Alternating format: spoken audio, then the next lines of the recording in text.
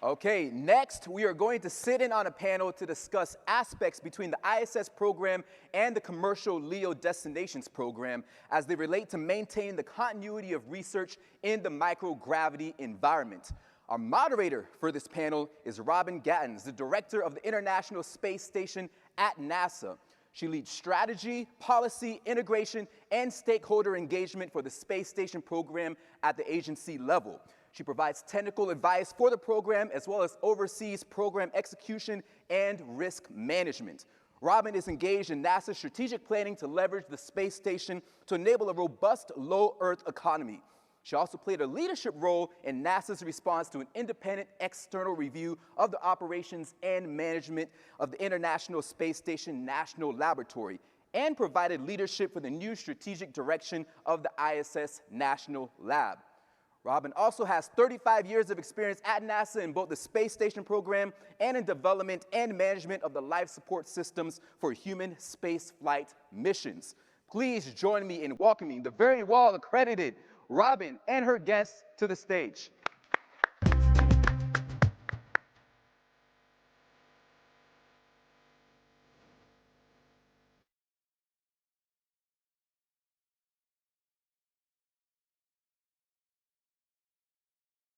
Right. Thank you for that wonderful introduction. Let's take a seat. So in addition to the role that you just heard described for me as director of the International Space Station at headquarters, as of last week, I've also assumed the role as acting director of the Commercial Spaceflight Division at headquarters. So in that role, I also oversee the Commercial LEO Development Program and the Commercial Crew Program.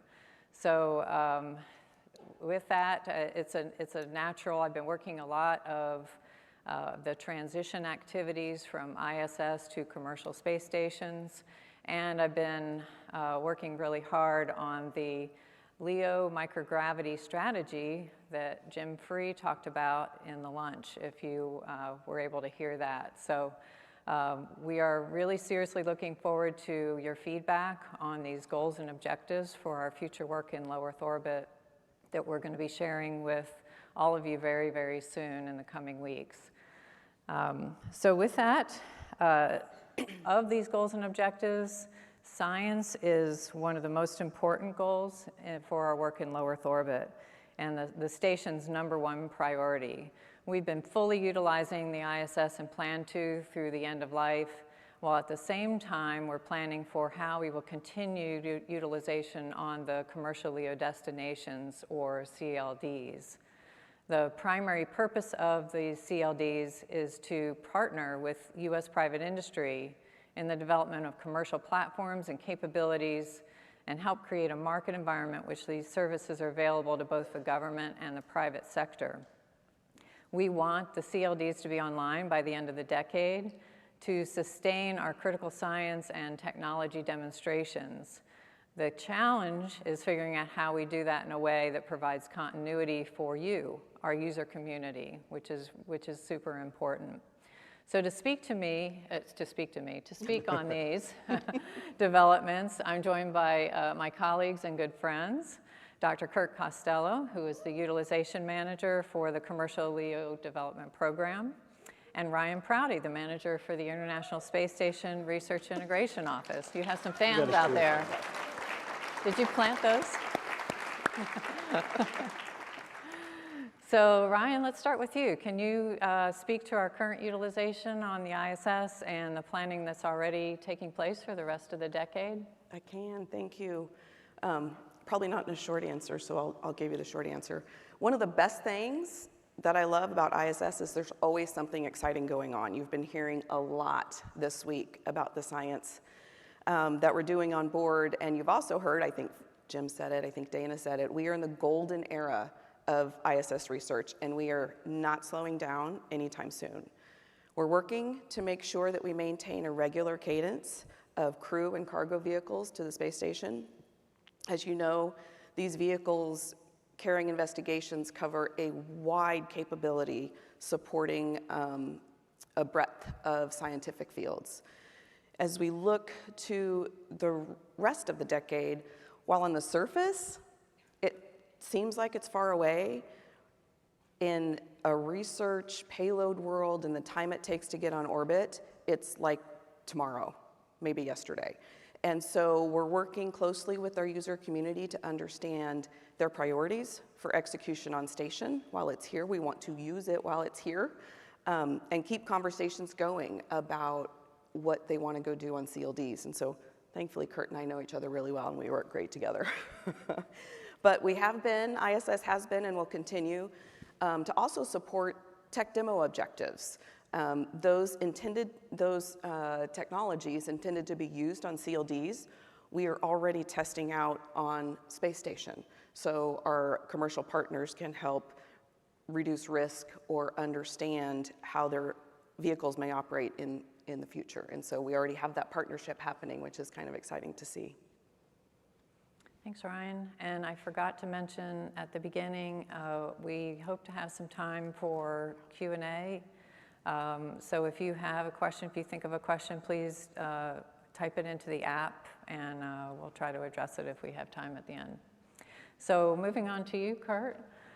Compared to last year's R&D conference, seems like a lifetime ago, where's the CLD program now? I know a lot's been happening. Can you give us some latest updates on these destinations? Sure. The Commercial LEO Development Program is really seeking to enable an economy in low Earth orbit through three direct efforts. The first is CDISS, which is a commercial destination attached to ISS. The second is the Commercial Destination Free Flyer Program, where we have a reimbursable Space Act agreement with several awardees. And finally, we have CCSC2, which are collaborations for commercial space capabilities, which are non-reimbursable Space Act agreements with a number of other providers who are interested in destinations in LEO. The purpose of all those programs is to get these competitors to a PDR level of design, to help them through the design process with access to NASA's SMEs and expertise in the area of building space stations. And the goal is really to get them to that PDR level so that going into our phase 2 competition for the contract for services and certification, they will have that experience. We will have some insight into their designs, and we will have many competitors ready to bid on that contract. So again, I can't say enough that we've got these three things going on, and all of them will culminate in a competition that's free and open for any competitors to come forward with. Okay. We're also rolling out a phased project.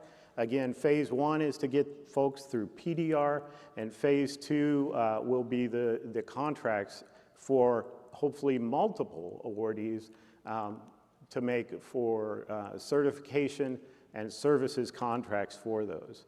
It's not a down select, so nobody should be thinking just because you're in one group or another, there's an advantage out there. We want everybody to apply in phase 2.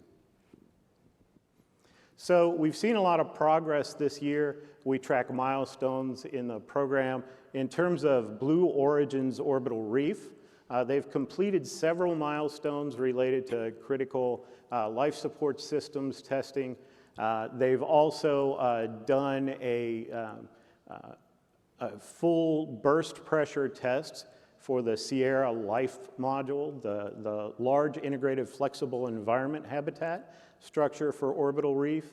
And I'd mentioned they also did a utilization report that they just finished up for NASA. On the Axiom side, they have their hatches for their HAB-1 module that have been fabricated, and those are being pressure tested. They will also plan to complete their CDR this year. So we're excited about that, and we'll be looking at that review.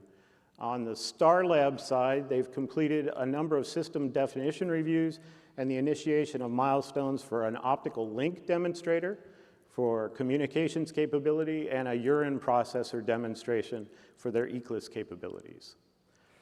And lastly, we've got those CCSC2 agreements out there where we're working with a number of companies that are interested in providing destinations in LEO. Some of those competitors are VAST, SpaceX, Sierra, and Northrop Grumman.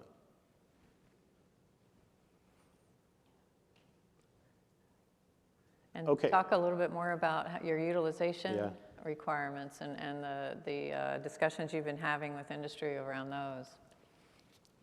So we've been regularly meeting with our industry and our science sponsors to come up and share best practices.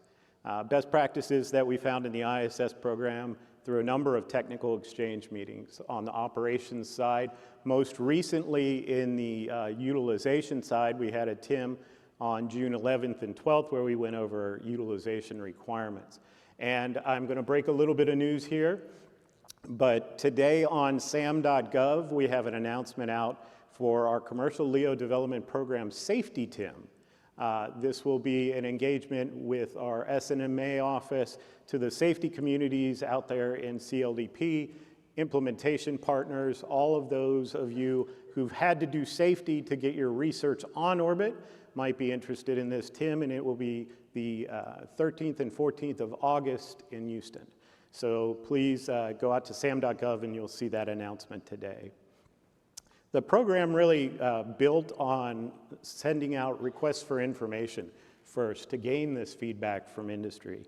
And as we've gotten feedback from industry, we've revised some of our own documents, some of our own requirements, and we'll continue to do that as we work with the partners out there in building this commercial space station.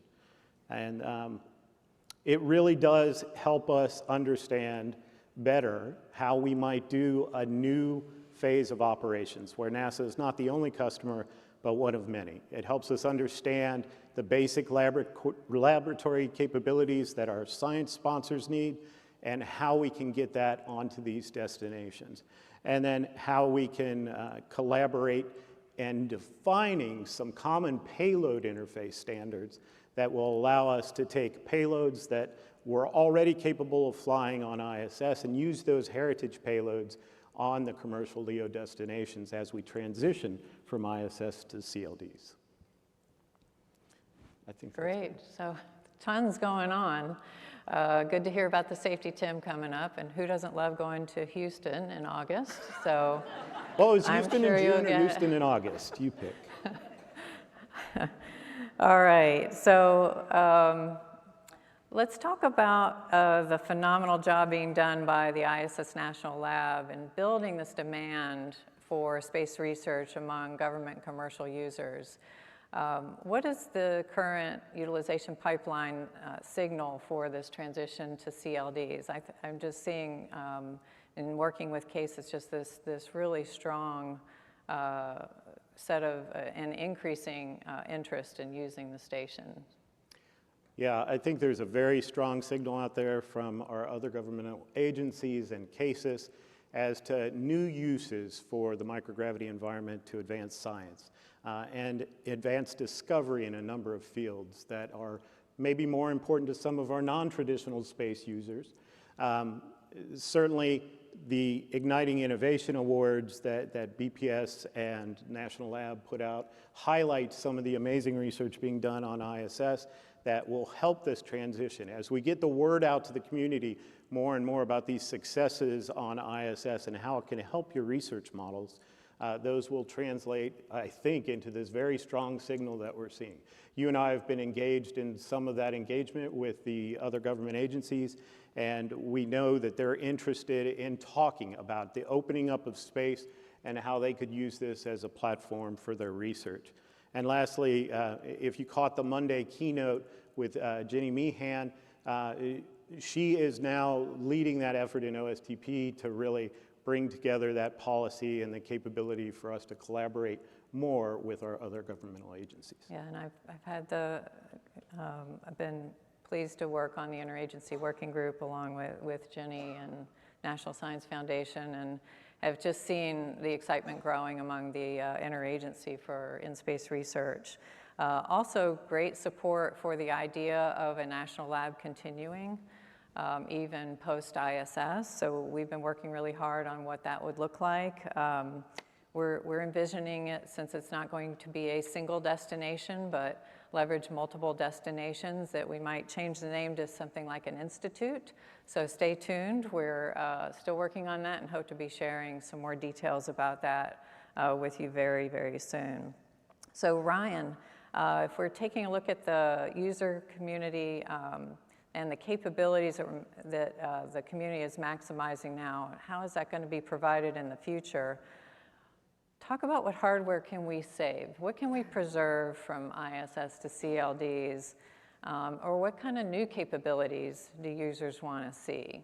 Yeah, that's exactly what we're looking at, actually. We're, from an ISS perspective, we're becoming a database of sorts for the CLD program and tracking where we have, sounds terrible, but where we have our bigger bottlenecks. What kind of science are people really wanting to do, such that we can provide this information so we know maybe prioritize capabilities for the future, at least from a NASA or what's coming out of National Lab perspective. You know, we're almost in this, we're the victim of our own success situation, where we really, really wanted to make sure that we were fully utilizing ISS. Well, we are, and there's a line. We maybe should take some Disney classes so people can have fun in that line. Just kidding. But as that demand continues to outpace our resources, we're also having separate conversations about what different collaborations we can talk about. You saw from Igniting Innovation, we have BPS collaborating with National Lab. That's not something that we've done to that effect in the past. And so we're really trying to encourage that as another means of using the most we can out of the space station. Yeah, as resources get more constrained, the more we can collaborate and use those resources, the better off we are. I can completely agree. So let's talk about the elephant in the room. For those of folks thinking of sending up science in the next several years, you know, am I going to station? Am I going to a CLD? We kind of talk about this in terms of being, this transition being the messy middle, if you will. Mm-hmm. Can you speak to how the two programs are handling this decision? Sure, sure. First and foremost, and you heard Dana say this Monday, we want users, Tuesday, sorry, don't know what day it is. We want users to keep developing their science, knowing there will be a destination. The worst outcome, as we see it, for the whole LEO research and economy ecosystem is that we would have that laboratory up there that we've been operating for 20 years and nobody's using it. And so essentially in that scenario, we would be inducing our own gap. There's this balance that we have to look at, understanding milestones for CLD and what we can offer our users now and how we do that transition. And Kurt and I have been talking about that a bit. Yeah, so Ryan's exactly right. We do work very well together, and the ISS program and CLDP are working together to assess science and their needs for the future. One of the ways that we do that is ensuring that the science missions of the payloads are going to be appropriately applied to whatever destination it's going to be, yep. Whether it's going to be ISS or to fully accomplish their missions if we need to wait and put that payload on CLD or figure out how to work that transition. The best thing is that we have an MOA to work together on those transition payloads. And as they come in on the ISS side, if it's more appropriate to go to a CLD and can be accommodated, we'll work together to transition those payloads. Yeah. And maybe Ryan, like practically speaking, how would that work? If I have an experiment and I'm coming to up towards flight, how is that going to work for me? Yeah, well, one idea Kurt and I have been talking about, and it's always one of those terrible answers. It depends. So there's this, one example could be a CLD could be ready, or milestones show it could potentially be ready to host your experiment. We hope that you can go straight to a CLD, but if your project has to be completed on ISS for whatever research science constraints that you have will go to ISS. And part of what Kurt was talking about, when those projects come in, and maybe even start down the integration timeline, understanding where it fits best. Our what's the right word, partnered goal or same goal is to make sure that we're still serving the LEO community no matter where it goes. So it sounds a little case-by-case basis in that middle period, but we have a process that we'll be working through. And we're actively working those strategies, and we'll be collaborating with you, the user community, as we go forward and sharing what we can about those strategies. So we are approaching it as an integrated team between ISS and the Commercial LEO Development Program. So, and as I said, we'll be sharing more details about what we are thinking for kind of your front door that we're going to be calling the Institute, that will be the follow-on to the ISS National Lab in the post-ISS era, and looking forward to engaging more with your community and hearing your feedback and ideas. So let's talk some of the challenges that we still need to address before this transition. Maybe Kurt, start with you. Sure. I think one of the challenges that we're all aware of is that with ISS we have an amazing vehicle up there in orbit and a really generous amount of space to conduct our research in. Some of the concepts being put forward, although none of these are final, look like they might be smaller than ISS. So obviously we're going to have to deal with the amount of space available. And while all of our capabilities might not be there on day one to achieve those goals and objectives for NASA, we expect that as most of these designs are expandable or extendable, that future investment in space would help us gain the additional space that we need to complete our NASA goals and objectives. And so that's just an obvious constraint that we'll have to deal with. Now, you know, multiple space stations is a different spin on that altogether. So if we have not one but two LEO destinations to go to, we'll be interested in continuing to fully utilize the NASA services portions of those contracts. And it might be a mix and match and different capabilities Right. that together meet NASA's needs. Ryan, can you talk a little bit about, say, international collaboration? That's really one of those challenges as well. That model is changing for us. Yeah, it is. And you know, it's interesting. I just got back from a face-to-face trip that we do from a utilization side with our international partners. And while not necessarily a challenge, it's definitely a discussion that we need to begin. As you all know, we have a long history of international cooperation. My opinion, it's one of the most phenomenal products out of this endeavor as a community, and we don't want to lose that. We know we have a lot of partners in the Artemis Accords, but there's something really special about how we work together on space station, and so I think it's important that we continue to talk to our international partners about what we're doing, giving them our plans, sharing our ideas, and seeing where we could potentially collaborate. Yeah. So important to continue those collaborations because we are going to be going together beyond low Earth orbit to the moon and onto Mars and the solar systems as a partnership. Yeah. And we'll hear more tomorrow morning, I think it is. We'll Yeah. have an IP panel. Yeah, come back tomorrow morning and hear more from the international partners in that panel.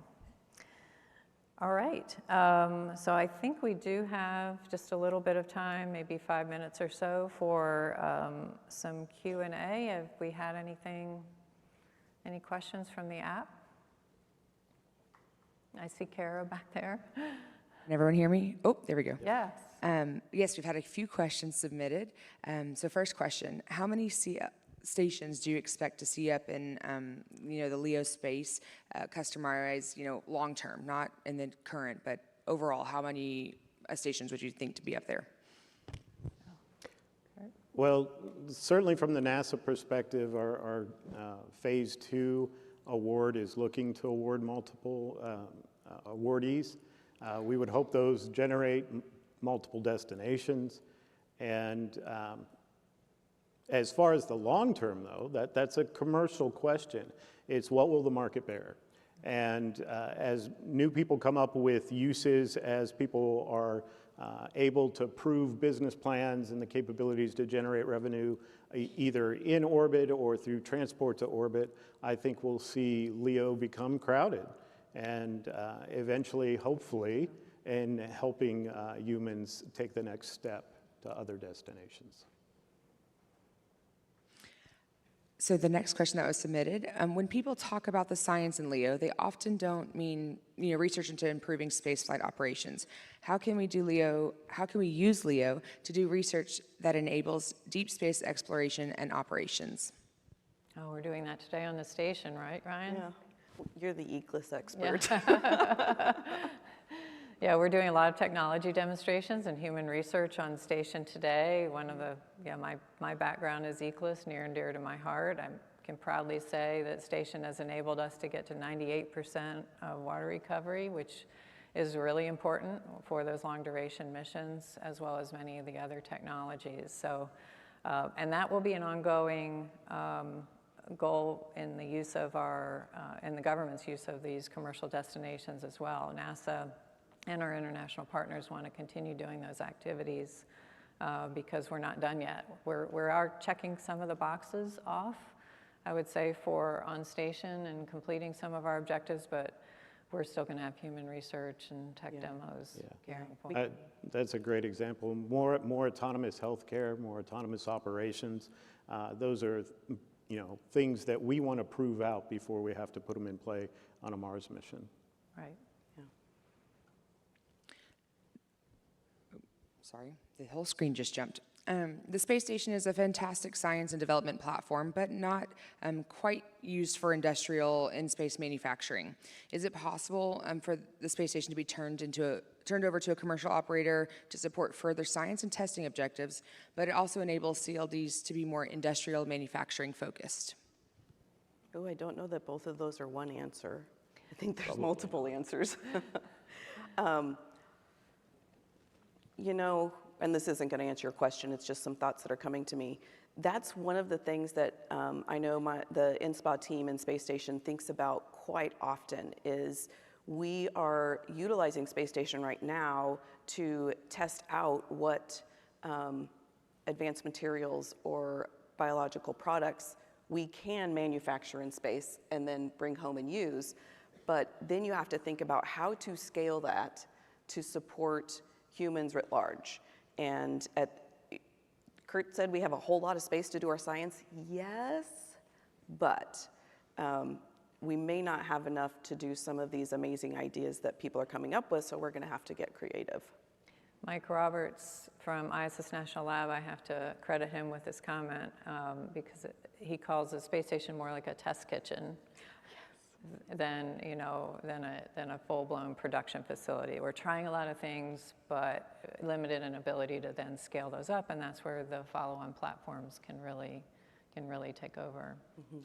And I think we've seen some of those follow-on platforms are looking at special dedicated cases, whether it's the ESA Space Rider concept or the BARDA concepts that are out there that are more autonomous and dedicated to one particular niche area. Those are going to be opportunities that operate in LEO as well, along with our human presence on stations. Exactly. What are some of the ECLIS gaps that need to be filled now that we transferred to CLDs? And can you explain what ECLIS is for those who are not familiar? I guess that's one for me. ECLIS, Environmental Control and Life Support Systems. So all the machines that keep the crew alive, recycling the air and water is how I like to explain it. So removing carbon dioxide out of the air, turning that back into oxygen, and then reclaiming, taking the waste out of the water and reclaiming the water. So we've closed a lot of gaps. I mentioned we're up to 98%. That was a gap that my ECLIS friends don't like to ever say we've closed a gap because that means they're done and they don't want to say they're done. But we have achieved that goal. of 98% water recovery. We have also a gap in our air revitalization. We'd like to get back to a loop closure level of at least 50%, if not 75% closure on our air loop. So that's a gap that remains. And there are other gaps as far as waste processing, environmental monitoring. So if you, I'll put a plug in for the Space Technology Mission Directorate's shortfalls report that just came out that highlights not just ECLS and habitation gaps, but all the technology gaps that NASA has identified for deep space, if you want to take a look. How do you expect the support to change for researchers with spaceflight LEO payloads after the transition to a commercially operated LEO takes place? Good one for you, Kurt. Yeah. He knows both sides, he can answer. So I think for the users in the audience, you typically come in through either a NASA grant or an NLRA or your commercial direct interface with the national lab. In the future, what we're envisioning is that, again, the Institute will handle all of this as a front door, with the exception of maybe the direct commercial, which we expect to go business to business with our future CLD providers. And that is important because it puts the government research under one front door, and our non-governmental research can then directly interact with our commercial partners. So we're hoping that cuts down the overall cost. But as far as how that goes, once a research plan is developed through the Institute, we'll take and integrate it much like the way that OZ did, except now we're integrating with the CLD providers in this case. So we will be working with them to get into their payload integration system, but keeping a solid interface with you the same way we do in OZ today with our RPMs and payload PIMs. The PIMs may be working for a different company, but the idea is that we keep that consistency in how to integrate a payload. And again, for governmental means, NASA intends to be one of many customers. We can't be one of many customers if we don't allow commercial to succeed in finding their own commercial companies. Thank you. I think we are probably, we have one more or out of time? We're good. We don't have any more questions that were submitted. Thank Oh, okay, great, awesome. Well, I think we're at time then, so we'll wrap it up here. You can find us around the conference if you do have some more questions. We definitely want to hear from the community. We know that people are starting to think about this transition. Again, as Ryan said, the main message we want you to take away is that keep doing your science. Don't worry about where you're going. We're going to figure that out. So we can have this continuity that we've been talking about. That's super important for not only you, but for all these folks planning the follow-on platforms. So thank you for joining us today to talk about this transition, and we look forward to keeping engagement going as we go forward and hearing from you. So thanks. Thanks.